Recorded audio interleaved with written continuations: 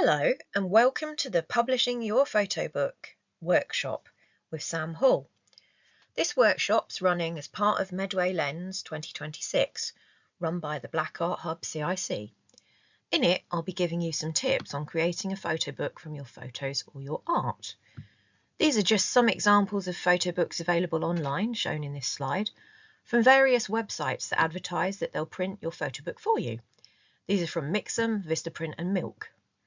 But there are many others available to suit all budgets. So my first tip is, do your research and find a printer that suits your budget and what the aim of the book is.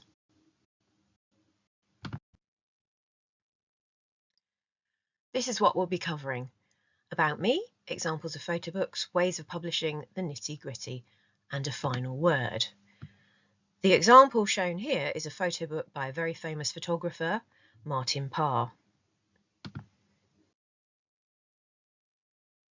So about me. I'm a designer, editor, journalist, author, illustrator with over 25 years of experience of producing books and magazines and of formatting artwork for printing commercially in the thousands, also called lithographic, and digitally via low runs. These are just some examples from my Wordsmithery publishing career. We don't publish other people's books now, only Confluence magazine, and our own occasional one-offs, which are graphic novels or poetry.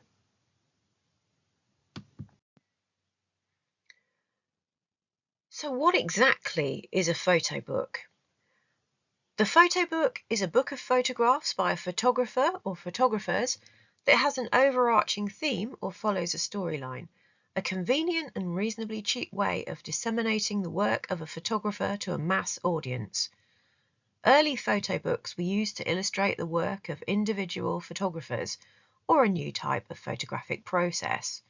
William Henry Fox Talbot published his photo book in 1844 called The Pencil of Nature in order to promote his photographic process. And over the years, photo books have helped to establish the idea that a sequence of images represents a narrative in its own right. German photographer August Sander published Face of Our Time, part of his lifelong project to create a comprehensive photographic index of the German population. And today, photo books are crucial for financing and circulating modern photography, enabling enthusiasts across a wide range of photographers from across the world. And that's from tate.org.uk.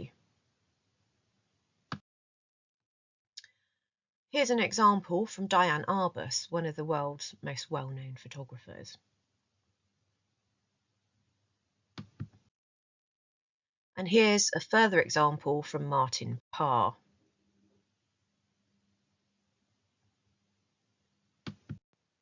So another example of a photo book, Shining Lights, Black Women Photographers in the 1980s to 90s Britain, is a groundbreaking critical anthology and archival project. And you can find a film on YouTube if you just search for Shining Lights, which gives you a little bit more info about this book. So how do you get your photo book published? Here are 4 possible ways. You could self-publish, producing your own limited run of a book, and that way you can control all aspects of how your book looks and how many you might print. You might print 10, you might print 100. You can submit your idea to publishers, so you would look for relevant publishers via their websites and look for info on how to submit a non-fiction proposal, specifically with fine art and photography publishers. You might want to make a hybrid format of a comic made out of photos and drawings, or a zine. A zine is a small personal magazine, often handmade, often just photocopied. So you need to bear in mind that how you produce the zine, either by photocopying or digital printing, might affect the quality of the photos. And you might want to play into that. Photocopied photographs can look quite sort of degraded and gritty, so that might be the look that you're going for. And then you could also get commissioned. So you could work with a writer or a publisher to take the photographs for a book. And here are some examples of the various things you might want to do with your photo book. If it's not just about photos, the examples on the left are 2 photo books I created as showcases of my work. They were printed via photo box and sold digital. In the bottom one, I used illustrations of my work rather than photos, so that's something you might also want to do. And then the example of the zine or comic is my comic Believe in Me, which uses photos of Medway mixed in with illustrations, so Medway locals might recognise Fort Pitt arches and the Chatham Cemetery white squirrel. Then for poetry photo books, you've got an example of a book I made for a project, 23 Submarines for Icon Theatre. So you've got a poem on the left-hand spread, and on the right hand of the spread, you've got a illustration there, a photo of some submarines. And then finally, you've got an example from the Mixam website of a personal storybook, which really, the world's your oyster. You could put whatever you wanted into that. You could mix illustration, you could mix photographs, you could make a cookbook, you could make a celebration of an event. So a wedding is probably the most common sort of photo book that most people make. So to start off with the nitty-gritty, this is about planning. So things to consider: you might want to take notes, or you might want to just copy the text from the notes which I'll provide are underneath this video. So things to consider: what size, shape and format will the book be? How many pages do you think it will have? Is it going to be full colour or black and white or a mix? Is it going to be text and images or just images? Can you lay it out, or do you need to involve a designer? So this might actually depend on how you're publishing it.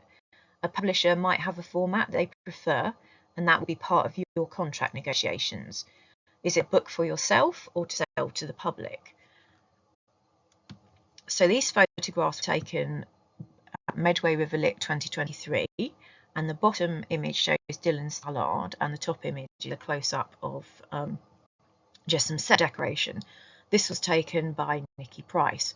So, for example, if I'm doing a book with photos from Medway River Lit, I don't want them to all be the same because that would be boring to the reader. So a little bit more info about these 2 photos that I might choose. I might throw in some close-ups and some funky angles like this Dutch angle. So, more planning. How many photos? Not too many photos on a page, probably 2 maximum. We want to be able to see your beautiful photographs. We don't want them to be too small. Are they all on the same topic? Do they relate to one project or more? Can the book express how you feel about the project? And consider how the photos relate to each other. Have you got a mix of landscape and portrait? Have you got long shots, mid shots, close up? Mix it up. Think about your viewer. And what fonts do you want to use, and at what size? These photographs here are from Medway River Lit 2024, and they were taken by Mitchie Massamy. Are you going to have your photos full bleed, where the photo goes to the very edge of the page? Or are you going to have them in a border, like these ones below by Mitchie?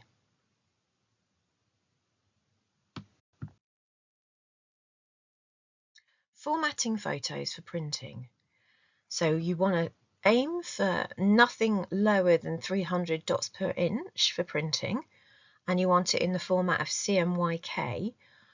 And also, if it's black and white, you probably want to save it as CMYK as well, depending on the printing. But this is something that you'll need to talk to the printers about.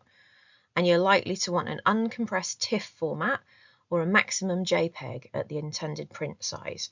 Basically, you need it in a lossless format, and you probably want it about 1:1 size so that your photos look as sharp as when you took them. But again, if in doubt, ask the publisher or the printing company, as they'll have certain specifications and they can always advise you about your project. And if you're working with a publisher, you might just be handing your photos straight over to the design team. So you can see that in the colour picture of Summertime Elmy, which were taken in last year's Medway River Lit 2025 by Anne-Marie Jordan, that it's a little bit out of focus because it was taken on a phone. But it shows him in action and it captures something about that moment or his performance.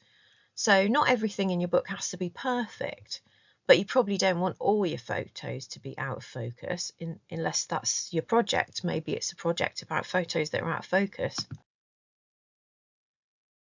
So in summary, decide the aims of your book. Is it a personal portfolio? Is it a book of photos, maybe of Greece or of your holidays to sell online? And you should shop around for a printing company that suits you. You can find them online or in the high street. Check out their specs, check out people's reviews of them, check out samples. They might send you a few samples of books that they've printed.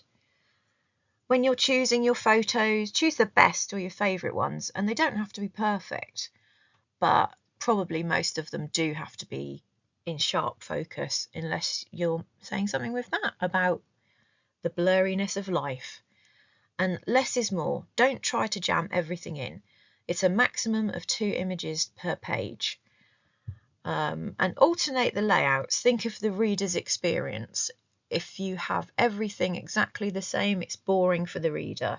So mix up portrait and landscape photographs together. Maybe put 2 photos on the left hand of the spread and put 1 photo on the right hand. Or on the right hand, write a bit of narrative. So I hope that's been helpful, and good luck with your book. So this is me. That's a photo of me by Mitchie. And there's some more close-ups of my actual work. And here's where you can find me on the internet if you want to find out more. Thank you. Bye-bye.